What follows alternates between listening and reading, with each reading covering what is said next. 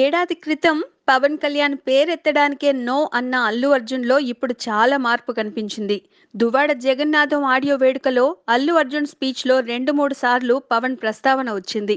పవన్ అభిమానుల్ని గెలుచుకునే ప్రయత్నం చేయలేదు కానీ, పవన్‌కి తానేమీ వ్యతిరేకం కాదనే సంకేతం పంపించడానికి మాత్రం అల్లు అర్జున్ ప్రయత్నించినట్టే అనిపించింది. హరీష్ శంకర్ మాట్లాడుతూ పవన్ కళ్యాణ్ గురించి, విజయం పట్ల అతని థియరీ గురించి చెబుతూ ఉంటే అల్లు అర్జున్ గట్టిగా క్లాప్స్ కొడుతూ పవన్ గురించి మాట్లాడుతున్నంత సేపు హరీష్ పట్ల అటెన్షన్ పే చేస్తూ ముఖం తిప్పుకోకుండా ఎలాంటి ఇబ్బంది చూపించకుండా ఉన్నాడు. పవన్ గురించి హరీష్ ఏం చెప్తున్నా బన్నీ నవ్వుతూనే కనిపించాడు. అలాగే తన స్పీచ్లో ప్రత్యేకంగా పవన్ గురించి మాట్లాడకపోయినప్పటికీ పలుమార్లు అతని ప్రస్తావన తీసుకొచ్చాడు.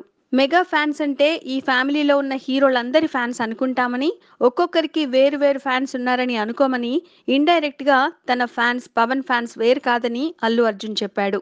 ఏది ఏమైనా ఈ ఆడియో వేడుక తర్వాత పవన్ వర్సెస్ అర్జున్ ఫ్యాన్స్ మధ్య జరుగుతున్న వార్ చల్లబడే అవకాశాలైతే లేకపోలేదు. Please subscribe. Hi, it's me Purna. Please subscribe.